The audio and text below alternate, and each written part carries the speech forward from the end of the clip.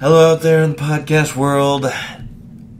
You're back on the Blind Tag. And once again, I'm Big Dick getting along as always with my compatriots. I have Kryim. Hey. And I have Dante. Hey. And we are really tired. It was a long day. We're really tired, but it was a good day. New England Fan Fest 5. Yeah, we're here in our hotel room right now. It's currently 8:31 on the Saturday. The convention ended about 4 hours ago. Mm-hmm. And we did some decent interviews. We started off with some indie people and ended up with the crown jewel of the place. The cream of the crop, brother. What crown jewel could that be? The cream of the crop. The best of the best. I ended up getting an interview with Jim Ross. Oh, what? Woo! What happened? Yeah. What happened? Our play-by-play man. The rookies. The Rooks. The rookies come through. The rookie monsters? The rookie monsters. Is that what we are? We're the rookie We're the monsters? rookie monsters? We are the shining wizards. Rookie monsters? Rookie monsters, yes. So you're telling me that our play-by-play man met up with the best play-by-play man in the business? Is that what you're telling me? That is correct. I was very thankful for him giving the time, because I know when I went up to him, he was very, very tired. He had been there all day. Mm-hmm. And it was getting close to the end of the day, and I basically asked him. I said, "Hey, can I get 5-10 minutes of your time? Just to answer a couple questions. It'll be really quick." And I could tell that he almost wanted to say no. How ready were you? Ready for that? You were ready for that. Yeah, no. I was You were ready. just so prepared for that. I was No, ready. you're I like, was ready. it's all good, dude. It's all good. I was all ready for the like, look, man, I'm just not feeling it. I would have been like, you know what? That's no problem. I appreciate you talking to me anyway. But yeah, he said, "All right, I'll give you 10 minutes." And I'm like, let me tell the folks out there who weren't there. JR had a line consistently from 9 a.m. till 4 p.m. Yeah, it didn't stop. It was a line that kept going. Yeah. So he was.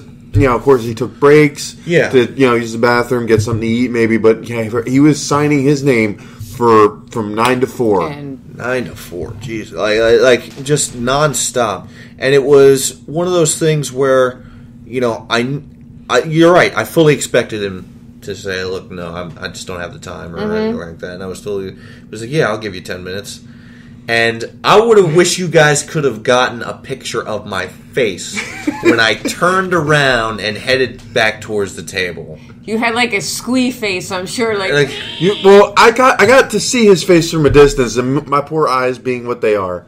I saw him. His eyes kind of went wide, and he gave me like the nod. And to explain what the nod is, it's the nod that everybody has gotten at least once in their life, where it's okay, it's go time. Like, nod, we're about to samurai duel. Yeah. Nod, I'm about to bang this fucking chick. It's time. It's time. The big thing is happening. And yeah, I got the nod, a wide-eyed the nod from Big Dick. yeah. And then he comes past me and goes like, "We're doing this now." I'm like, "Holy shit." And then Jim Ross shakes my hand. I'm like, "Oh shit, my God, I'm never going to wash his hand again." and then after the interview, I'm like, "I'm sitting where Jim Ross was sitting. I'm taking this chair." And it was like, we were being silly about it, but Yeah. I mean, it was one of those moments awesome. where because we came to this convention thinking, we'll get some indie guys, and we'll get a few, and we did, and we appreciate those guys. thank you yeah. everybody who took the time out to sit with Mario us. Mancini, Short Sleeve Sampson. Yeah, we got Ramona and Helen from the Lucky Pro Wrestling.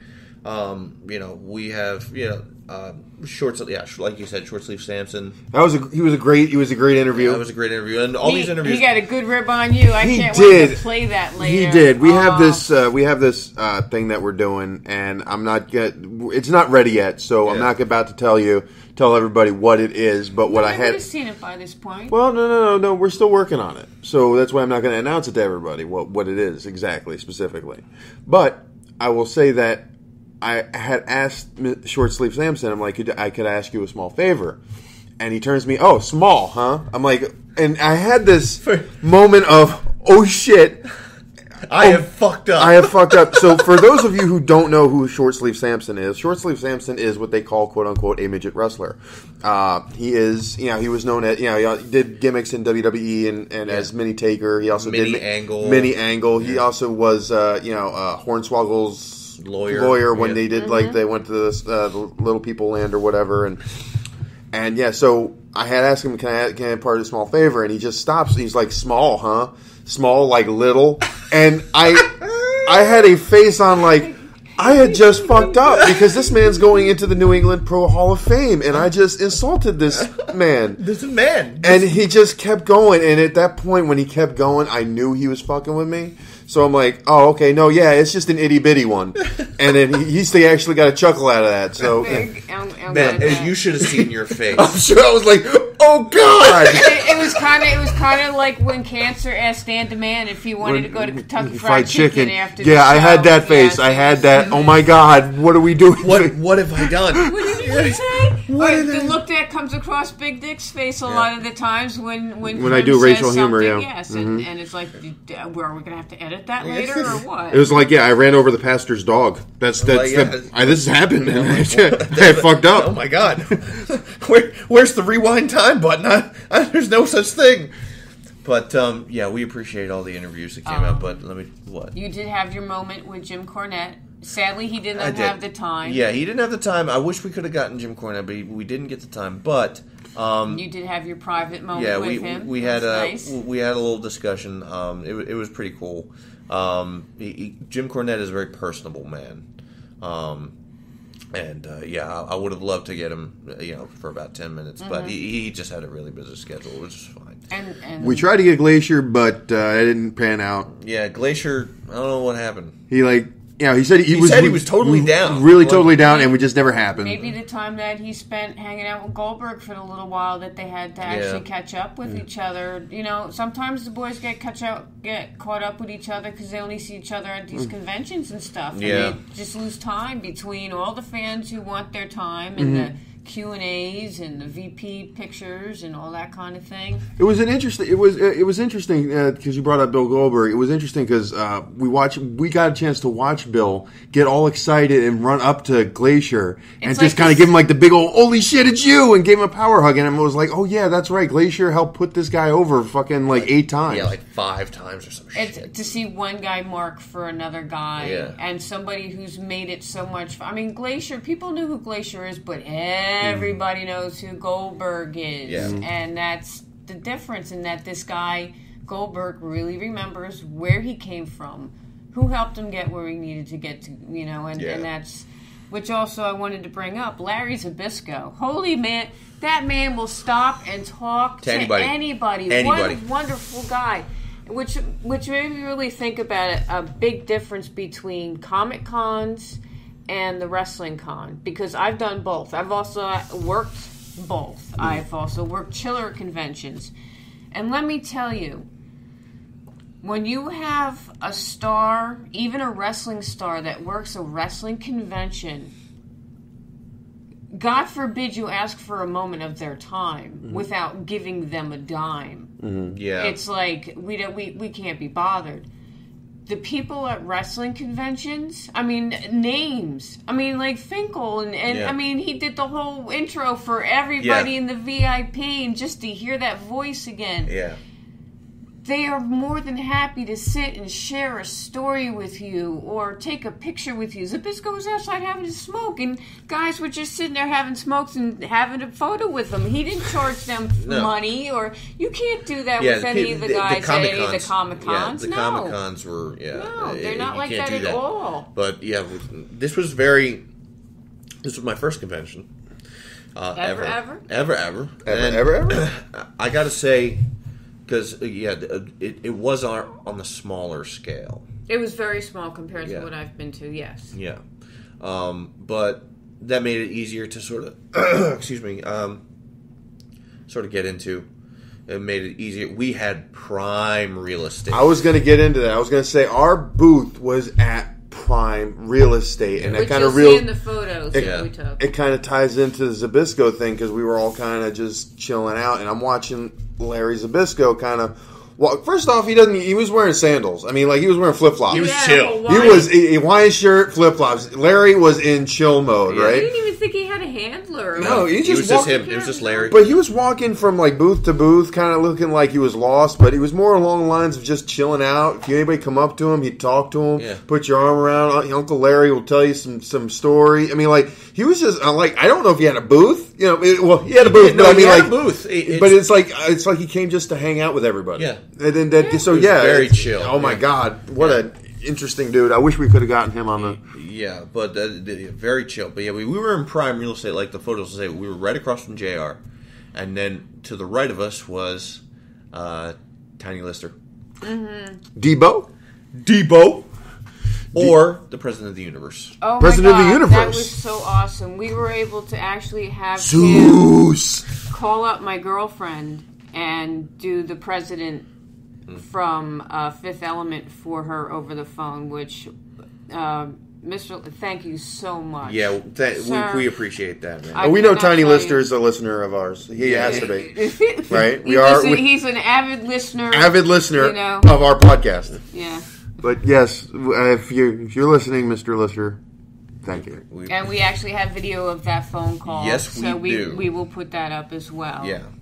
We do have little video clips of things. I have a little bit of you talking to JR. Yeah, well, like I said, we're going to be posting all these interviews within the next coming couple days. So. Well, within the next day or so. Yeah. Right now at the hotel that we're in, the Wi-Fi is not the great. We sadly could not stream from the convention center because their signal was just too weak. There was just too many people there with trying to do the same thing we were. So we promise, folks. We promise you wholeheartedly. We're going to try to get the cheap seats and our live feeds doing something soon. I promise. Yeah. We're trying to figure this out. We really are, and we meant to go live. Why don't we just do what we used to do, which is where we would videotape it and then just put it up? Well, we could do that. I mean, it would just take a little while. Like we had the little clips that I'm going to do anyway. Yeah. I mean, but we'll figure that out. But yeah, I mean, like we totally meant to. We were diddly. We were totally going to. We were totally going to broadcast on Twitch, and when we try to even log on to like Facebook or something to update the. To update our status, it was just so slow. There was no way we were going to be able to stream. It was brutal. So we apologize. We apologize for that. But like I said, we recorded all our interviews. We'll be able to post those, no problem. Once we get back home. And there is one thing that I would like to say. Over the last couple of podcasts, you know that I have talked a little bit about my past as being a handler for Jimmy Snuka and my friend Paul Jones, a.k.a. Strangler Nick Maddox, and some of the hardships that we went through, and you know how it kind of ended with us in the bra we really never went into, because that's just between us. And I just wanted to say, today, a miracle of all miracles did happen, and a bridge was mended, and hopefully within the next week or so we'll be able to go and hang with the bra and talk about old times and fix those little wounds that we have still. And I'm just so thankful for the universe for allowing us that time, and that he was so happy to see us, and Carol was so happy to see us, and it was like old times. It felt like I wasn't even there to watch that, but I could feel it here. You could feel a difference with all of us when we came. When me and Paul both came back to the table, you could tell that there was like this fucking. He came back with a smile. Like, how often does that happen? That doesn't happen with Strangler. Yeah. I mean, he came back with like a genuine smile. Like, I can't believe that happened. And, you know, if people can't see what I'm doing right now, but I'm doing like a weird dance as if I'm Strangler walking. He was doing the happy dance inside. He was doing the happy dance, doing the happy dance. He was. It was something that we honestly never thought we'd have closure with. The way things went down. And I personally do not hold Jimmy responsible for anything that had happened. He was just going by what other people thought was best for him, which was not. Yeah. And sadly, you know, here he is now. But again, we were given the chance to heal and mend this fence, and we're going to do that. And I hope to never lose touch with the bra again. And I love him like a dad, and I'm glad at least this one, I can have a relationship with still. Well, we're gonna keep going, and we're gonna keep going with this, and we're gonna keep it tight. Family is very important to us. Yeah. Here at the Blind Tag, we're very family oriented. Where the Gideon clan is tight. That's just how it is. One plug I want to throw out there, because we were just decided what the hell. Because not only, like I said, we were in prime real estate. Yeah. So we had Jay on one side, we had Tiny Lister on the other. Short Sleeve Sampson was right to our left. He was my directly. buddy. He was right my buddy, right? It was right. But across the way, there was JR's barbecue sauce. Yes. Oh my Now, God. we had picked up, we were like, just for shits and giggles, we decided, okay, let's try out the barbecue sauce. Yeah. Big Dick, you want to take... This is some good shit, okay? You want to try this, okay? Because it's got that sweet base, it's got that sugar base, okay? Mm-hmm. And it's not vinegar based. It's a brown sugar based, and it is sweet and delicious. And I tasted it once, and I'm like, damn, that's good.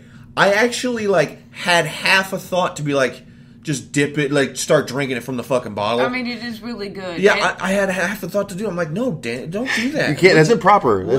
You don't drink barbecue sauce. Well, you can also tell what part of the country it was made from by what they use. Certain parts, like more real south, they like vinegar. Yeah. When you go a little Texas bit more, likes vinegar. Oklahoma's sort of like sweet. Carolina's like it's sweet. Well, it depends on the part of Carolina. If you're in Western Carolina, it's sweet. If you're in Eastern North Carolina around Raleigh, it's vinegar based. Right, and then you go Memphis, and Memphis they is like more, their dry rub. They do like their dry rub, and the Kansas. It's the Kansas City area that's very that does a sweet. Mesquite based, Yep. And so if you guys ever get a chance, pick up yourself a bottle, because you're not gonna you won't be disappointed. You won't be disappointed. And it's $5 a bottle. Yeah, man. It was pretty good, awesome. pretty good deal. So let's talk about real quick. We talked to Mario Mancini. Yeah, which was a fantastic interview. What a wonderful man. Yeah. The gentleman had 8 years with the WWF at the time. WWF. And I'm not going to say too much about the interview. I will just say that it's an interesting interview, and you should definitely listen to it, because he has so much to talk about. Yeah. But one plug I want to give them is the Paradise Alley Wrestling School. It's at 662 Coe Avenue, Unit 2 in East Haven, Connecticut. Mm-hmm. Basically, it's a school run by Mr. Mancini, also run by Paul Roma and Dave Paradise. Yeah. I can't say enough of, if Mario Mancini and Paul Roma is not a big enough sell for you. I mean, the psychology base just for that. Yeah, I mean, like I said, probably he was the longest interview that we had, but he had a lot to say, and it was all interesting. Yeah, it's worth listening to the stories, man. Sometimes you want to go long. Every minute of it, and I enjoyed talking to him. I enjoyed talking to everybody. Mm-hmm. But yeah, he had a lot of history to impart, which was nice. The thing is, he didn't tell any real road stories. I mean, he just talked stuff about matter of factly. This is what happened. So if we're that captivated by what he said specifically, just that was stuff that just matter of factly, could you imagine the funny shit that he has to fucking tell? Oh yeah, I want to. We do. I want to crack that nut. I want to see what's inside. The man gave us a direct line to him. We do. So anytime we want him on the show, it's very easy. Which is really awesome. Yeah. I do really wish that East Haven was not as far away from where we live in New Jersey as it is. That's a trip. I mean, just to get to Rhode Island, it took us 6.5 hours to get here. With traffic, that was no good. No. Hopefully tomorrow we'll leave early enough where we can skip that. But it's only going to be about 3.5 maybe to get home. That's because it's a straight shot. We're just going 95. We're going straight shot. Yeah. But anyway, well, not 95. We're going to take 287. We're not going through the GWB. Hell no. But we want to put a shout out to the Top Rope. Top Rope Report. Top Rope Report of the 1640 family, PWPR, hosted by Mr. Trivia and the Nugster. Basically, he was we did not expect him to see him here. We did not expect him to see him at the Fan Fest, and he came over to our table. He was like, "Hey, it's Blind Tag." So yeah, shout out to Mr. Tripp. To the top rope. Yeah, shout out to the Top Rope Report, and that was great. It was great seeing him, and hopefully at the next con we'll be able to do something together. Yeah, we had you had an idea. You wanted to get us like a booth together. Yeah. Oh, we got some great ideas if that works out. Yeah, that'd be fantastic. It'd be fun. It'd be great to show it with video. Yeah, man, I'm would love to do that with the Shining Wizards too. It all depends on what we can line up and when. Mm-hmm. We are looking to hopefully do the next Legends of the Ring, which I believe is in October. Mm-hmm. And I know that in November, back here at the Rhode Island Convention Center, we will be once again appearing as vendors, but we're going to do our other podcast, which is going to be the 8-Bit Legends, there you go. Which is a podcast hosted by myself as well as excuse me, as well as Kryim. And we actually wear different hats. We wear a couple hats, but we also basically it's a gaming based podcast that we go around. We play classic games and we have a fantastic time doing it. We stream on Twitch Tuesdays, Wednesdays, and Fridays usually. And but yeah, so we're going to be bringing that, or attempting to bring that, to the Comic-Con that's happening right here in the Rhode Island Convention Center, which is November. You may not be able to do that live, but at least you'll be able to have live play at the table. Mm-hmm. And if people would like to sit and watch you guys play, we'll try to see if we can get a corner spot again and work it that way. I want the same spot. I don't know. I want that same gimmick. It's two different people running it, so I don't know if we can work that. We got lucky. That was I felt bad for the people that when you walked in. Okay, so when you walked into this hall, it's your standard exhibition hall, but there were booths to the left that were literally the 10 feet, and they were facing a brick wall. Like people didn't even know they were there. Yeah. There was the worst setup for them in the world. Yeah, there's people in the corners that I don't think I saw anybody. I mean, like, Virgil moments. I have to say, for their 5th year, they've come a long way. And every year, a convention will grow and get better. Yeah. And that, I mean, we've with our first convention go, wow, we could really use this. Wow, we should have done that. Yeah. And now we know. So our next time, when we do our next convention, we'll have a better setup. I think we were well prepared, at least for our guests. It's just our equipment. We need a little bit. A little tweaking. We need a little tweaking. We're going to be a little tweaking here or there. I will say that Shining Wizards, you guys do a fantastic job, but it looks like we got the big fish right now. We have it on the line. So, Eddie, Tony, just letting you know we got the big fish tonight. Your rookies took care of it for you, okay? We got it. We got this covered. Okay, unlocked. That's right. We got the big fish. We got JR, so that's cool. You guys do you. We got the rookie monsters took care of it. We knocked it home. We back cleanup. That's what we do. At any rate, maybe I should put a little disclaimer in there that says Countess Noir does not necessarily agree. Because I do have a personal relationship with Shining Wizards. Tony there as his manager as Countess Noir when he was the experiment in the Army of Darkness. Just saying, we got the big Hey, we did. Big Dick got the big fish. Big Dick got the big fish today. Well, he dangled it out there. So that's what it's what happens. They're on a personal lane basis right now. He calls him Jimmy. No, that does not happen. He calls him Jimmy. Actually, he calls him Jim Bob. They actually fist bumped each other. That doesn't happen either. That doesn't happen either. He actually put on his hat. It was really cool. Nope, that didn't happen. You guys are buddy now.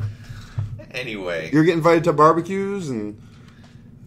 I think we've covered everything. I'm tired. Day. Here you are picking on it. But I think we've covered everything. So, for Kryim and for Dante, I'm Big Dick Gideon, and we will talk to you all next week.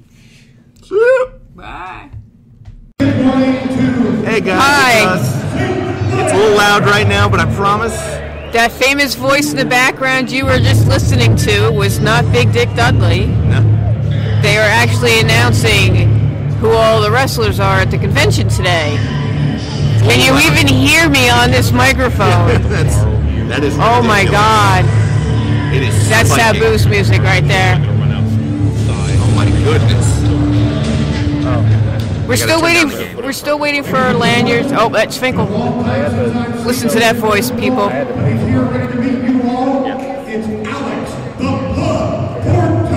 Oh, it's just chills just listening to that man announce names, man. Honestly, it's probably the best thing that ever happened. And, you know, I remember listening to him in the mid-'90s, and I don't know why he's still not the announcer.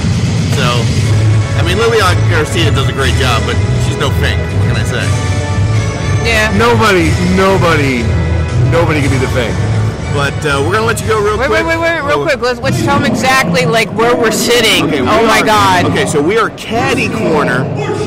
We are caddy corner from Jim Ross himself, and we are directly across from Zeus, Tiny Lister. Awesome. Okay, and we are also directly next to the New England Wrestling Hall of Fame. Yep. We are surrounded by some awesomeness here, some serious awesomeness, and some nice eye candy too. But I'll just keep that to myself next time. Sorry, and no coffee yet. It's still early, people. Decided to take over Cantor's position of not speaking. Apparently, I'm sorry. I'm just trying to take it all in. Okay. So, like I said, we're gonna go ahead and cut this show. We're gonna record our interviews when we get them, and hopefully and we'll pop them up as soon as we can with just like a picture background. So enjoy, people. We might have a strangler on the podcast. Yeah, don't hold your breath. All right. Later. And we're back. I'm sitting here with Kryim. Hey, what's up, everybody? So right now we handed out our cards. Hey, how you doing? Oh yeah, that's fine. Come on in. Say hi. It's not a problem. This is the Blind Type Podcast. I'm Big Dick Gideon. This is Kryim of the Fallen Angels. Pleasure to meet you. I'm Katie from K&S Collectibles. Okay. Love to meet We you. have a toy booth right over there. There's our card. Yeah, I want to have a wrestling tag team, and we also do the podcast. And our broadcasting partner went to walk around a little bit, so we're just trying to get people on podcasts just to talk here. As we do hopefully things. we're trying to get Lil Guido. We're trying to get Tony Atlas over here, see if we can try to tell. Yeah, cool. All right. Yeah. You know, Shelly, she's really cool about getting interviews. Yeah? Okay. Wonderful. So usually sometimes she'll do it. All right, that'd be. I know sometimes it's a little intimidating when you walk up to somebody and you're like, hey, I got this little bitty podcast. Would you want to be talking to me? I know, yeah. But a lot of them are really cool. Hey, Pleasure nice so much. meeting you. Thank you. And that's just how we do things here. Everybody comes up. That's how it's run. Yeah, you come to the table and you say hi, and you know what? And you know what? We're just that type of friendly people. Yeah. That's what we do. So basically, like we said, we're trying to get Lil Guido. We're trying to get Tony Atlas. And like I said, I would have went up if we had the goddamn lanyards. I'd be able to go up to the handler and be like, hey. But now I just look like some random dude. Well, that's why we have the cards. I understand that. It's just. Well, there's nothing. I mean, like, what's he gonna say? Yes or no? Yeah, that's true. If he says, if he says yes, great. 10 times, the awesomeness. If he says no, well, we'll just go about our day. So this is pretty much how a convention's run. Yeah, I see that. Well, technically, this is my first convention. It is your first convention. This is my first convention. So actually, I've actually found that conventions, especially this size, it's a smaller convention, but they got a lot of big names here. I mean, we're sitting right across from Jim Ross. Yeah, which is pretty intimidating. Don't be intimidated. He squats and shits just like the rest of us. Yeah, and I'm sure that's not something you want to think about, but he does. Yeah. The 1, 2, 3 Kids music. Is that what just happened? Yeah, they're playing some old ones, ain't they? My goodness. I'm sorry. I just opened the door to the past. Well, let's see here. Dante's out walking around with Strangler Nick Maddox. Yes. And I believe they were going to talk to the bra. That was the plan. Yeah, that was the plan. To the bra. So we'll see how that works. By the bra, you mean like the brassiere? No, I mean Superfly. Oh, you mean Superfly? That's the one. The brother. Gotcha. Yeah. Okay.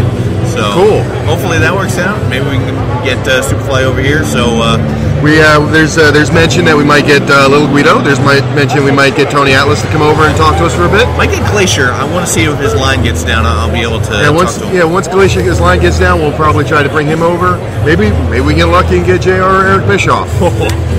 Those are some big gifts. Those are some big gifts, but we're going to try, folks. If we can get those, I'm going to rub it in Shining Wizard's face. That's what I'll do. They've been on our podcast. I don't know about you. No big deal, though. All right, so we will get back to you in just a little bit. Hey guys, what's going on again? Once again, you got Big Dick, you got Kryim. We're Dante's at the end of the table. She's working on signs. She's working on stuff. So she's playing the part of Cancer right now and not saying a goddamn thing. The silence. Yeah. All right, so it's about 11:45, and basically what's going to happen is right now the stars are taking their breaks, and they're also coming back, and they're still signing autographs. Like I said, you should see the line for JR's booth. It is out of control. But a little later on, maybe around 2 o'clock, 1 or 2 o'clock, the stars are going to start walking around, and we might be able to get the leader of Camp Cornette. The head counselor? The head counselor, Jim Cornette. Okay, I'd love to have him on. We gave him our card. He seemed pretty enthusiastic about talking to me, so hopefully that'll happen. We also might have a chance to speak with Ray Lloyd, Glacier. I got a couple questions I'd love to ask him about his days in WCW. And we might even have the bra himself, Jimmy Snuka. You guys, we got a lot of people we might want to talk to. Yeah, so I hope they come by because we got some questions, and these are not just like the same boring old questions that you hear everybody ask. No, we got some poignant things that we want to bring up. Yeah, so stay tuned, and like I said, we'll be able to hopefully talk to some of the legends of wrestling. Hello out there in the podcast world. You are here with the Blind Tag. I'm your host, Big Dick Gideon. Right now we have Ramona and Helen. Okay. And there are neighbors, sort of catty corner across from the right here in New England Fan Fest, and we brought them over here basically just to talk about the business and let them push their own show if they want to. So why don't you introduce yourself and tell us what you're all about? Hi, I'm Helen Bale. Currently working for Lucky Pro Wrestling. Okay. Recently turned and babyface with him now. Okay. So we're kind of like tagging now, I guess. And I am the goddess of beauty, Ramona Romano. Uh-huh. And I tell you what, when you hear the name Ramona, it's pretty much spread all around New England. I'll bet you. And Big Dick, I'll tell you, Big Dick. Ramona knows about Big Dick. I've heard about you. Okay. Okay. So, and I noticed you across the room. I'm sure you did. So I had to come over here and talk to you. And, it's an honor for us to sit down and talk with you and discuss the business. Well, we appreciate you coming over. We really Thank do. you for having us. So, how long have you guys been in the business? Did you just get in just recently? I recently have, Just this past recently? year. Okay, all right. So you're new to the business, and you as well? I've been around for about 7 years now. Oh, 7 years. Okay, Yes. so you've been around for a while. Okay. Yes. That's excellent. Let me ask you a couple general questions about the business, if you're willing to answer. Absolutely. Because we've come from different eras. When I was growing up, obviously we came through the Attitude Era, and we came into this era now. But my first question would be like, in the terms of kayfabe, and in the terms of like keeping it secret and so on and so forth, the idea that it's staged or anything like that. Do you think that's as important in this era than it was, let's say, 10 or even 15 years ago? I think that's kind of a touchy subject. Yeah. And I think the art of kayfabe has been lost. Yeah. I think it's just with the age of the internet. Yeah. And there's so much information out yes, there. Yeah. it's tough to really keep things in the dark and keep things a secret. Sure. But we try to do the best we can with what we have. But it's just so difficult. It really is. Because I remember Daniel Bryan's, if you watch the Hall of Fame this past year, right before WrestleMania, a lot of people had a problem with him, with what he said, basically, when he was talking about the Connor the Crusher, that charity that they did, and they brought in the child from WrestleMania the year before and everything, which was wonderful. But during his speech, they said, you should cheer for Connor, don't cheer for me, because what I do is fake. Okay? And him saying that really rankled the feathers of a lot of workers. Okay? And that's where this question sort of comes from, is, the idea that, is it really as important as it was 10, 15, maybe even 20 years ago? Well, I mean, you've talked earlier about the Attitude Era. Yeah. You had, the biggest promoter in the world, Vince McMahon, come out on national television and say that this is entertainment. Yeah. So I think to insult people's intelligence, it's not the right thing to do. Sure. I mean, I think people pretty much know you don't.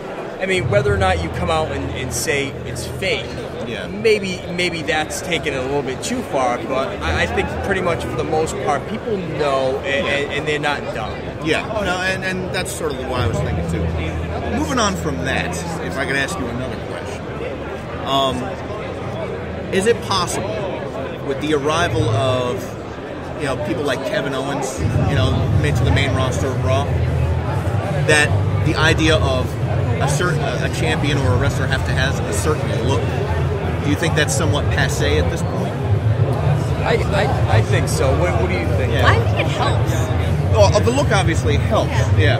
But what I'm saying, like with the arrival of Kevin Owens, this idea of sort of this indie hero, sort of anti-hero guy, doesn't have the look, but sort of doesn't need it to be over. Is it possible that the look is passé? I think so. I think if you go back to the 70s and 80s, you had guys like Dick Murdoch and Dusty Rhodes, guys who didn't have bodies. Yeah. A lot of guys in the 70s and 80s, they might have been, some of them were in shape, were in phenomenal shape. Others just didn't look the part, and they were main eventers. So I think it's a breath of fresh air to have somebody who doesn't exactly fit the mold of what a professional wrestler is supposed to look like. Yeah. And I think change is always good. I think for a while you had that bodybuilder, ripped type mentality to where this is what this person is, supposed to represent the business. He's championship material. I don't think that's necessarily true. Yeah. Especially with the NXT crowd. You have NXT coming up. NXT is, I think we all can agree, is a different crowd than a Raw crowd. Okay? I think the NXT crowd is there for the wrestling. And I think my compatriot over here actually said Raw is a show about wrestling. Yep. NXT is a wrestling show. Yes. Okay? Which I think was a great. Moving on, taking view of the Attitude Era as a huge turning point for the industry, which I think we can agree that it was. Okay? Do you think another turning point is coming? Absolutely, especially with NXT. Yeah. Absolutely. And now, just talent-based or overall attitude in general? Do you think just there's a lot of more talent? Yeah. There's a lot of talented workers coming up. There's a lot of talented workers in the independents. Yes. That have yet to be discovered. Yeah. We know about them, of course. Yeah. We see them all the time, but the big companies may not have had them on their radar just yet. Yeah. I think there's always going to be an up and down with wrestling. Yeah. It's like a constant wave. And a few years ago, wrestling was down. Now it seems to be maybe coming on the upper rise. Yes. Okay. One more question, if I could. With the floundering of TNA, okay, because TNA has been having trouble in the past 6 months or so, okay, with contracts, with maybe not getting their deal with the TV shows and everything like that. Do you think the writing is on the wall for that organization? Or if it's not, are they actually going to be able to compete with WWE or another main company in any sort of meaningful way? I don't see it. You don't see it? I agree with Helen. I think that if it hasn't happened by now, it will never happen. And I'll be honest with you, I'm kind of ignorant on TNA because I don't really watch it. I tried to give it a chance years ago. Sure. And just didn't like the product at all. I mean, I don't know about you. Nope, same thing. Yeah, just didn't care for exact it. thing. Nope, I tried to, and I was like, I don't know about this. Yeah, it's just not for me. It's just kind of all over the place. No really storylines. You know, they're not very. I don't know how to describe it. It's just very confusing to watch. Well, the idea was I think they tried to do a lot with what WCW tried to do, was that bring in some of the older talent that WWE was letting go and sort of work off that. And that was successful for WCW, but for some reason it didn't really work too well for TNA. But the problem is, the guys that they were bringing in a lot of times were also in the old WCW, which means that they're old men at this point. Yeah. You know? And they brought in guys like MVP and they I know they had Matt Hardy for a while, which Matt Hardy is a great talent, and Jeff as well. Sure. But I think, I just think you need to rebuild from the ground up. Yes. Sure. And whether or not they go out of business or not, I mean, who's to say? I don't think they'll ever compete. Yeah. They may be around, but I don't think they'll ever be competition. Yeah. Well, I think at this point, since it's not working, they just need to totally rebuild everything. So just tear it down to the ground Tear it and down build up and again. build up, Yeah. totally revamp it, and I just feel like they're stubborn and they don't want to do it. That's how I see it. I feel like Lucha Underground is my actually goodness. Love a better Lucha Underground. product than TNA. Well, that's the thing, and with everything that's happened with that, Rey Mysterio and everything like that, the unfortunate happenstance, but hopefully they work out their issues, because I've kept a few episodes of that. It's fantastic. The action is great. But they have a great storyline too. It's like a soap opera, and I love watching it. Exactly. But I'll leave you with one question, if I could. If I could just... Yeah, sure, go ahead. Well, what I think lacking is competition. We had touched on that, but do you think the lack of competition is going to stifle a turning point? I mean, competition's always better. I mean, you look at the boom period of wrestling. It was when WCW came up out of nowhere and was competing and kicking WWE's ass. And, competition always makes your product better. And You always run faster when somebody's chasing you. Yes. So I'm not saying the change won't happen without competition, but it will help if they do have competition. So for the both of you, this question's for the both of you. Being in the business, what is the most profound lesson that you've learned so far from being in the business? What's the most profound lesson? What would you say? I think respect out of everything.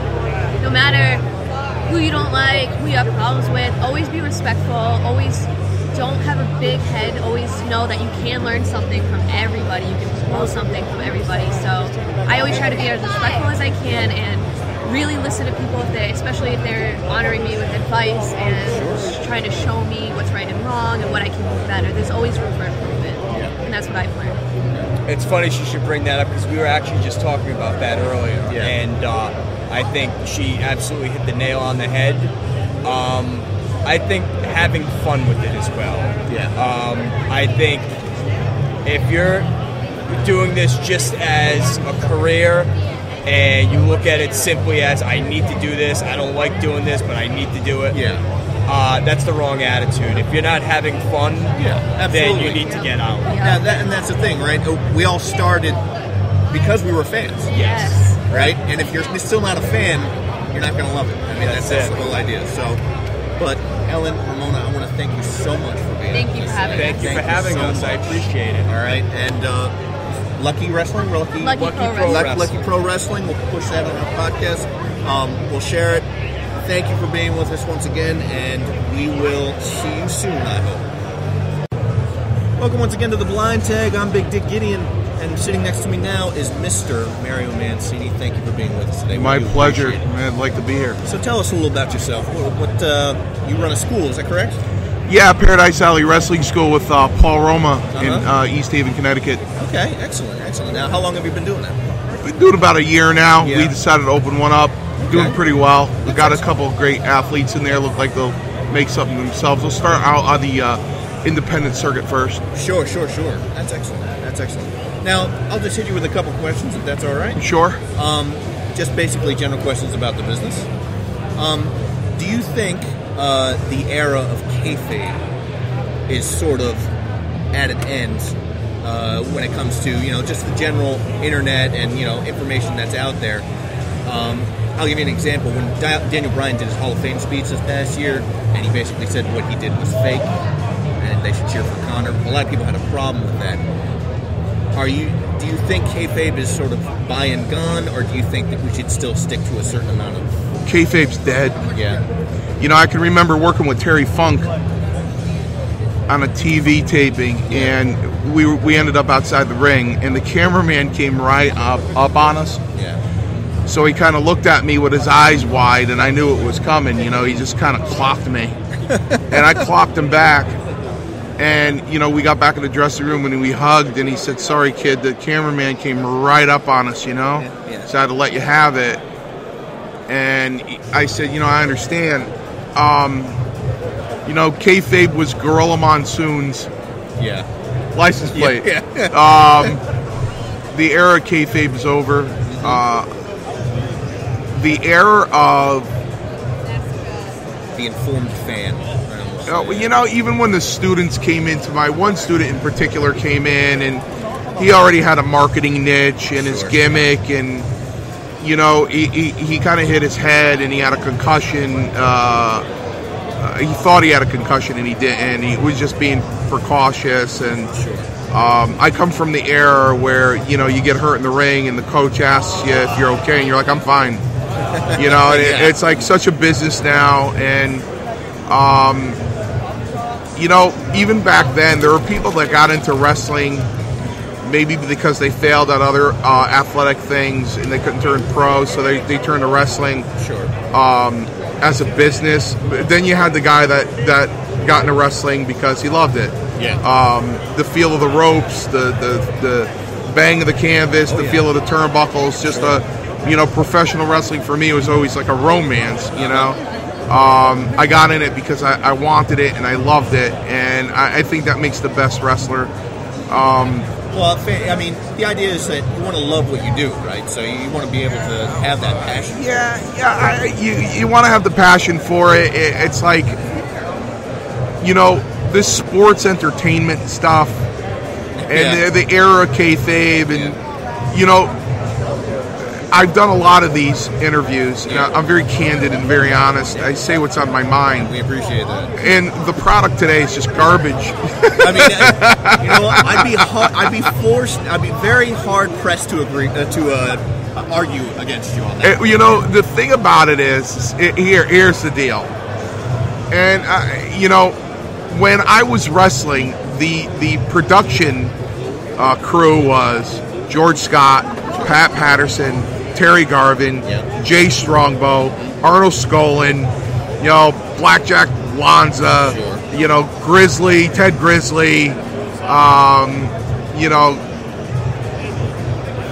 you got together with production. They were wrestlers. They were in the ring. They knew what they were doing. They knew the psychology. They knew. And that's what's missing, right? Pat Patterson was a genius. He was a genius on angles and psychology and everything. There's no psychology. There's just a lot of high spots. And like Roma and I tell the students, for everything you do in the ring, there has to be a reason why you do it. Okay, so the psychology of the business is gone. Jim Cornette touched on that last night. Here's a good example of great angles. Larry Zbyszko's here. To me, there's no better angle ever in the history of wrestling than Zbyszko and Sammartino. And when you watch those angles on YouTube, I want you to look at Madison Square Garden, and I want you to try to count the kids, the children in that crowd. You would be hard-pressed to find any kids in that crowd. I don't doubt it. And that's the marketing niche today. It's to the kids. Pro wrestling is not a Saturday morning cartoon to me. It's very serious. It's not a soap opera, and it's not a Saturday morning cartoon. And that's what it's turned into. For the first time in 20 years, I watched a full pay-per-view event, Money in the Bank, and I got to say the only good match was John Cena's. And John Cena and Owens. Owens is unbelievable. He is so gifted. What a great wrestler. I enjoyed watching him so much. Now, I do have a question about him, if I could. Is it possible that with the arrival of Kevin Owens, that the idea of the look, so to speak, is a little passé? Yeah, I'm hoping he changes the face of the business a little bit. You know what I mean? Listen, this should be the wrestling business. Tony Gurria, Greg Valentine, Tony Atlas, Tito Santana. Okay. If I think I can go on. These are the people that should be in Stanford. These are the people that should be at the conference table going, what do we want to do for next year's WrestleMania? These are the men. These should have been the future agents. These should have been the future production crew. They outsourced to Hollywood. And people are writing scripts, and they've never been in the ring in their life. And they've never experienced the wrestling business in their life. And you want to watch the best promos? Watch Don Morocco. He had unbelievable promos. They were unbelievable. You know what? They came off the top of his head, out of his mouth. I talked to a wrestler last year when I was inducted in the Hall of Fame. Congratulations. Thank you. We talked to a wrestler last year. I was talking to a wrestler last year. I won't mention his name. That's all right. No worries. But we did a question and answer session at the Hall of Fame last year, and he did a promo off the top of his head, and Vince said, and he was in there currently, and Vince said, hey, I really like that. That's like the old days. And he looked at the script writers and said, from now on, don't give this guy a script. Let him talk on his own. And, that's the way it should be. You got script writers, handing out pieces of paper going, this is what you're going to say. Well, you know what? That takes away the person's talent. It really does. Back in the 80s and early 90s, you got to pick out who had the mouthpiece, who really had the capabilities of cutting promos. And whoever didn't have the capabilities of cutting a promo, they got a manager. Okay, so they got Lou Albano or Freddie Blassie or or Slick. They got a manager. All right. But for the wrestlers like Roddy Piper, like Don Morocco, even as recent as Stone Cold Steve Austin, those guys can cut a promo. You just put them in front of the camera and go cut the promo. And they cut a great promo. The best promo I've ever seen in my life was Morocco in the Garden in 1983 before he and Snook in a steel cage. Taking in view of the Attitude Era, actually, because you mentioned Stone Cold Steve Austin, do you think the industry is aimed for another turning point right now? Or? I hope it is. And don't get me wrong, the headlock takedown's gone.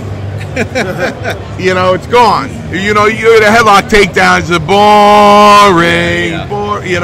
That's gone. They have really heightened the level of what's done in the ring, and Mick Foley changed the whole landscape of this business. Okay, he did things in the ring. I was telling a story last night at this bar. I ran into 4 guys, and we were talking about it. And I remember in 1988, I was in the dressing room and for TV taping, and this kid that was working with the Ultimate Warrior, he said, "Press me over your head and throw me out into the floor." And Jimmy's like, "I'm not doing that." He goes, No, it's okay. Press me over your head and throw me out on the floor. And Jimmy's like, "I don't want to do that." So he goes, "Just do it." He went, "Okay." So he picked him over his head, threw him over the top rope onto the floor. Strongbow met this kid before he came back into the entire dressing room. He met them at the entrance. He said, "Get showered, get your stuff, get your money, and never come back here again." Because if you didn't work, you didn't make money. You couldn't eat. So no one wanted to take that kind of risk. In the era of the guaranteed money, the guaranteed contract, who cares if you get hurt? You're still gonna get paid. So the risk went higher. Hey, it doesn't matter if I take a triple somersault. That movie Back to School with Rodney Dangerfield. If I take the triple Lindy off this ladder, right? It won't matter if I get hurt because I'm still going to get a paycheck. So I can take the triple Lindy if I want to. You know what I mean? One more question before we let you go here. and it's because we're asking all the workers and everybody the same question. What is the most profound lesson that you've learned while being in the business? What is the most profound lesson?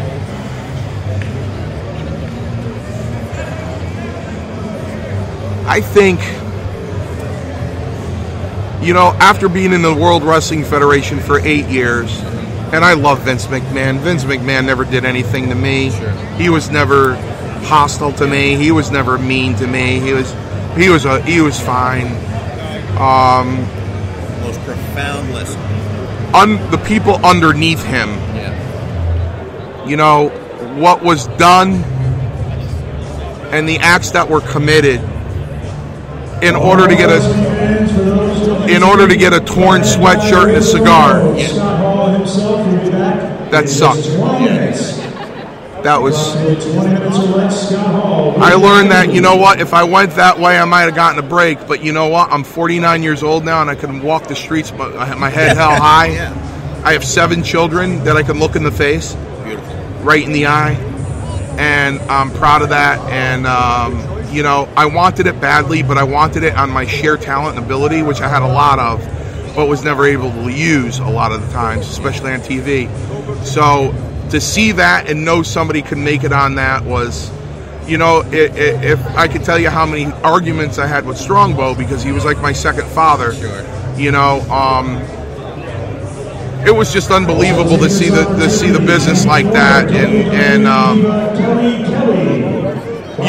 30 years later to watch some sort of round table and see this particular booker come out with tears and go, I have something to tell everybody. And I'm sitting there and I'm gay. I'm like, we all knew that in '84. You know what I mean? We all knew that. I mean, you're waiting for everybody to go, and yeah, we all knew that in '84. It was perfectly clear. Worst kept secret. Yeah, I mean, what? Come on. Listen, I'm very thankful. Vince McMahon allowed me to stay in his company for 8 years, and I stress that word allowed, because I didn't sell any tickets. Yeah. You know what I mean? And it was like they say in Goodfellas, it was a glorious time. I broke in 8 months before WrestleMania 1. I saw the whole thing unfold, and I was there for the entire thing, and it was unbelievable. And I'm very thankful.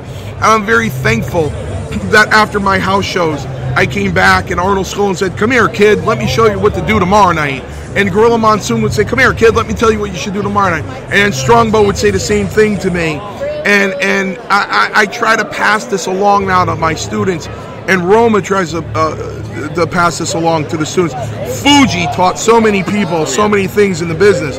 I would have killed myself going over the top rope if it wasn't for Fuji. He taught me how to go over very efficiently.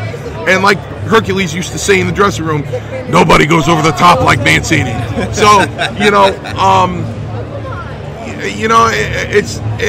I'm very thankful for the time I spent there, and I'm very thankful for Joe Bruin in the New England Pro Wrestling Hall of Fame. And other than having that disappointment, I think the most profound thing I ever learned in wrestling was the psychology of it, the timing of it. I'll give you an example. Sure. Every radio station in this country had a wrestler.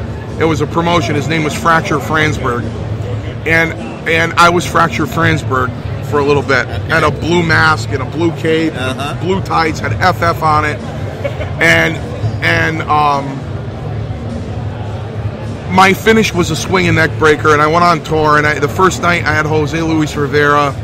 I was doing the tour with, and I did my deal, and I snatched him in the swinging neck breaker. I went out, and we got the 3 count, and the people went boo. Yeah. And I went back, and Pat Patterson grabbed me, and he said, "Listen, tomorrow night when you hook that neck breaker, I want you to scan the whole arena and just look, and then go into it."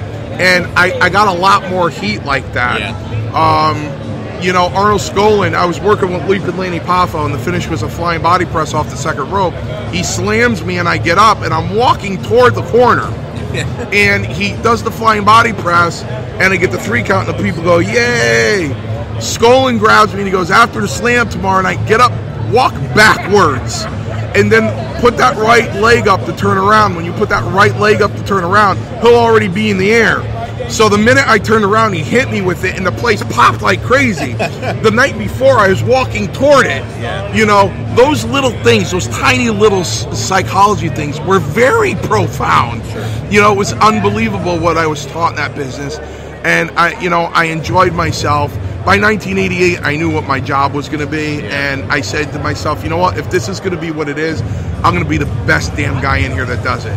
And after 89 and 92, I started getting requested. I want to work with Mancini. Yeah, okay, no problem. You know what I mean? But like Tito Santana says, it's a fraternity. I was able to make a lot of friends, and we have a special friendship.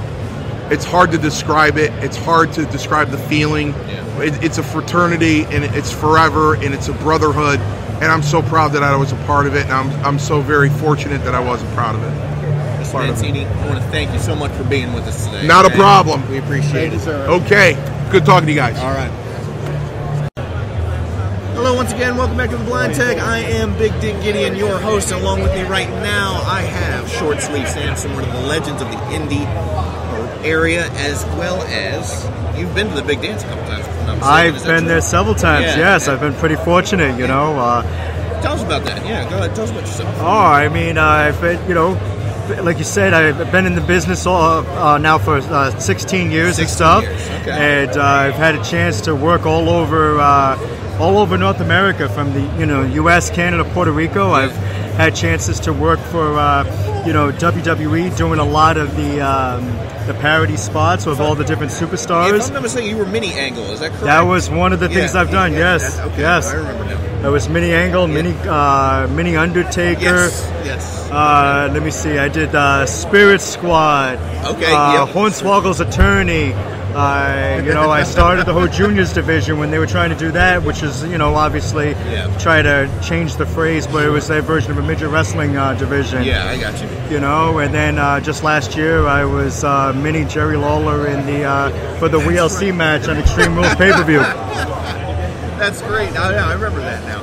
Now, the first question I want to ask you is, just a general question about the business.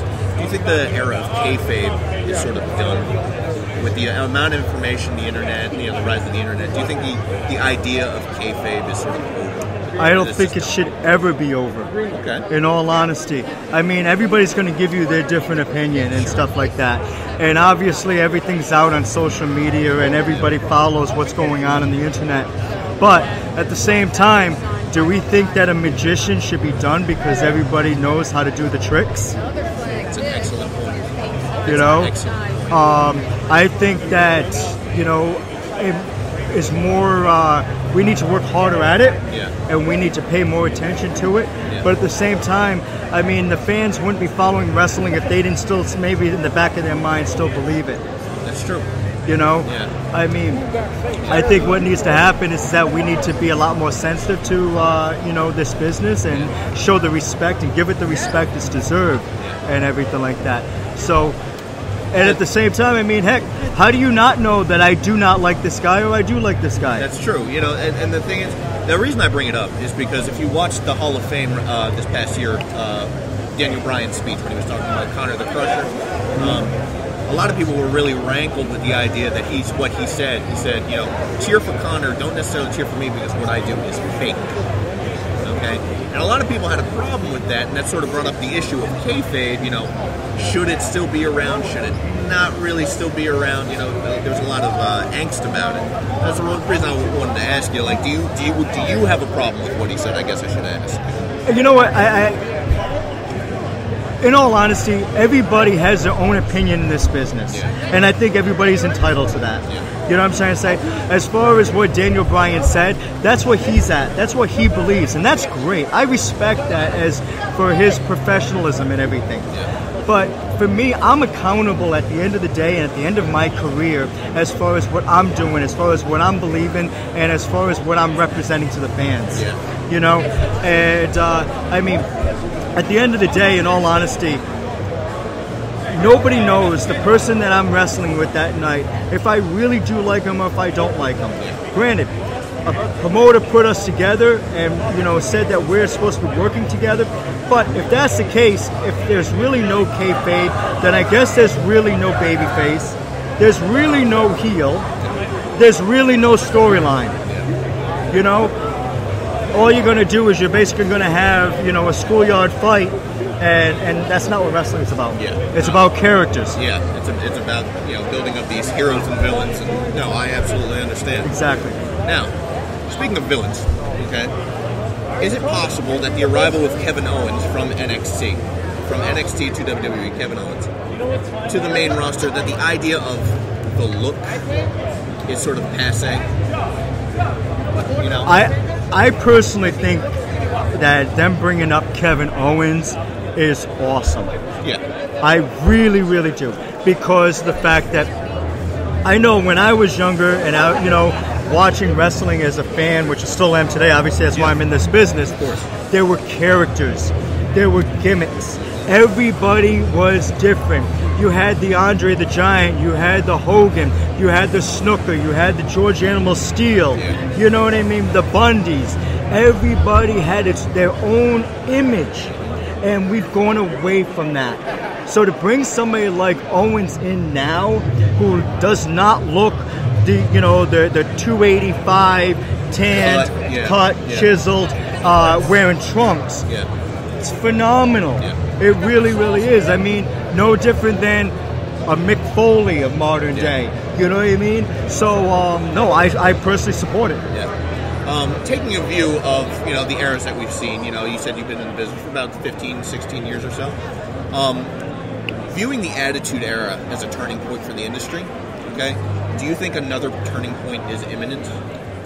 You know what? Wrestling always comes in different phases. Yeah. It really, really does. And do I think that a new phase should be coming back? Of course. I mean, it's no different than music. It's no different than movies. I mean, everything lasts for a season. Yeah. And then obviously, we got to spice it up again. And everything. So do I think that there's going to be another, attitude type era?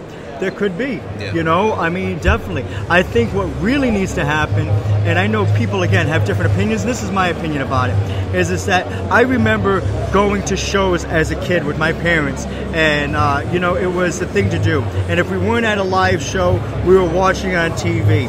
And when the pay-per-view came out, we bought the pay-per-view. Yeah. But we did it as a family. Yeah. And it gave us something to talk about. It gave us something to, share our own opinions on and everything. And the one thing that I think that really does need to continue to happen is that there needs to be more family involvement and more family-style shows. And my reasoning behind it is this. You can have an ECW type thing or an Attitude type thing, which obviously has a huge popularity, but it isolates your fan base. It's true. Okay, and you have a demographic of 18 to 35 who mostly support that type of era, and that's all you have. That's all you're going to get, Exactly. Now, you're isolating kids, and you're isolating the families, okay, because the fact that either A, it's not appropriate, or B, parents don't want their kids seeing that. So by doing that, you're also limiting your fan base to grow. I am who I am today and in this business today because of the fact that I grew up as a fan of it, So if it wasn't for that, if I grew up during the Attitude Era, who knows if I would have seen wrestling, if I would have been a fan of wrestling and everything like that. And that's the one thing I think we need to focus on today is to continue to allow a family base to come out because of the fact that we need these younger kids to see the product, to become fans of it, to like it, to support it, to wear the t-shirts, to get those autographs, the pictures, and everything like that. So that's my feelings on that. Okay. Next question: with the floundering of TNA, there was some contract issues there with their TV deal and whatnot. They seem to have gotten sorted out. But do you think A, they'll ever be able to truly compete, and B, if not, is anybody ever going to be able to truly compete? It would be really awesome for this business to have a strong number two. It really, really does. I mean, in the 90s, when wrestling was at its peak, was during the Monday Night Wars, the WWF, WWE, the WCW. I mean, it was phenomenal. It would be great to see wrestling have something like that again. Sure. But there's great workers in TNA. Yes. But unfortunately, the promotional value is not there to get the product out there the way that Vince can get his product out there. Yeah. You know? Now, whether it's with TNA, whether it's with Ring of Honor, whether it's with Jeff Jarrett's Global Force, it would be... I would love to see that strong number 2 come and take place again today. Well, like I've always said, you run faster if somebody's chasing you. Exactly. Okay? And you challenge yourself. I mean, again, the story writers, and, they were challenged. And how are we going to make this next show better? How are we going to make our product better? I mean, at one point, Ted Turner was winning. Yes. He was winning. Yeah. Winning bad. Winning bad. I mean, Vince doesn't get scared about much, but he had Vince concerned big time. And it would be great to see that again. Will anybody ever dethrone Vince? No. You don't think? I don't think so. No. I really, really don't. But again, to be that strong number 2, this business definitely needs it. Last thing I'll ask you, and I'll leave you with this. We've been asking all the workers this, okay? What is the most profound lesson that you've learned while being in the business? The most profound lesson. The most profound lesson. Yeah. Leave your ego at home. Okay. And make it about the fans. All right. The fans are the ones that allow me to be able to do what I do. They're the ones that support me. They're the ones that support this business. They're the ones that buy the tickets to see our shows, which gives me a job. They're the ones that, buy the pictures and the T-shirts, and in a day of social media, send you the friend request and talk about you and post pictures and promote for you. Make it about the fans. That's the best advice I've ever heard, to be honest. Sampson, I want to thank you for being with us thank today. you so much for having me on. I appreciate it, man. Are you a future Hall of Famer or are you a Hall of Famer? No, future tonight. Tonight. Tonight. It all goes down tonight. Future Hall of Famer, short sleeve Sampson with us. Thanks again, man. No, I appreciate thank you. Hello again, everyone. Welcome back to The Blind Tag. I'm your host, Big Dick Gideon, and along next to me is a Hall of Famer, a legend of the business, Jim Ross, good old JR. I want to thank you for being with us today. Well, my pleasure. Thank you. Just a couple quick questions. I know you've had a long day. We're going to get you out of here. First question I want to ask you, do you think that with the arrival of Kevin Owens to the main roster in WWE, do you think the idea of the look is somewhat passé? Like, the chiseled, the tan, and everything like that. Do you think that's sort of going away now or no? Well, the thing about you have to take into consideration is that Kevin Owens is very good. Yes. So he's also lost some weight. Mm-hmm. He's more nutritionally aware. Yeah. He's training. I don't gather that he was a big gym guy prior to getting to WWE. Yeah. But he always had great natural timing and was very good. Yeah. So if you eat better and you train better and you're stronger and all those types of things, you're going to be a better performer. So I think that the body thing probably has lessened a great deal, but we can't forget the fact that you still have to have talent. Of course. And Kevin Owens has talent. Absolutely. Taking in view of Kevin Owens and sort of like the anti-hero villain-esque, taking view of the Attitude Era as a turning point for the industry, do you think another turning point is possibly coming? Or do you think we're sort of staying the course, as it were? Well, can you tell me that we're going to have more Steve Austins and young Undertakers and Rocks? See, that the whole deal is that people misunderstand that they think a television rating, TV 14, automatically equates to success. Yeah.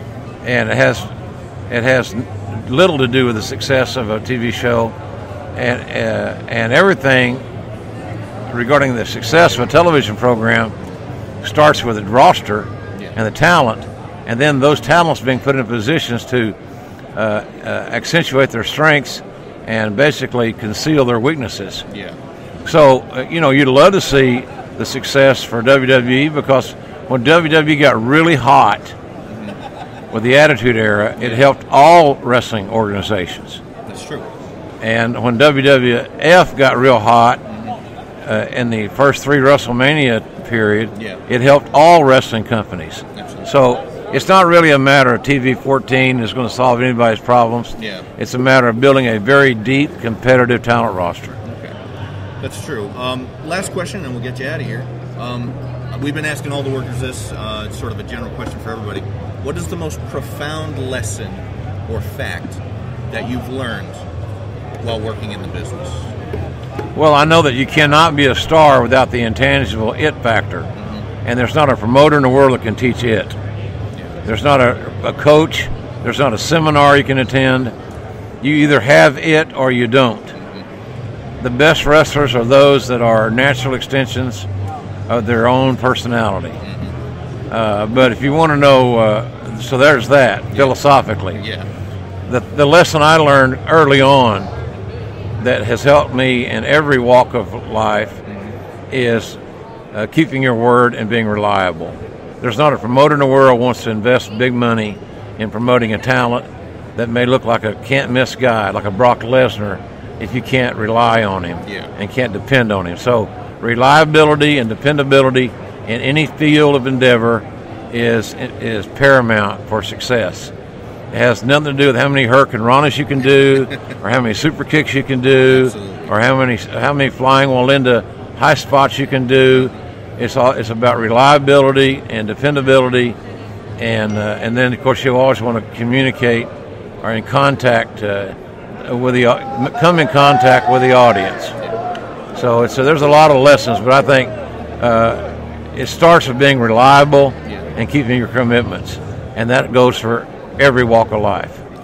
Ladies and gentlemen, Jim Ross, I want to thank you for being with us today. I really appreciate it. Okay, you're welcome. My pleasure. Thank you. Okay, guys, thanks. Thanks a lot.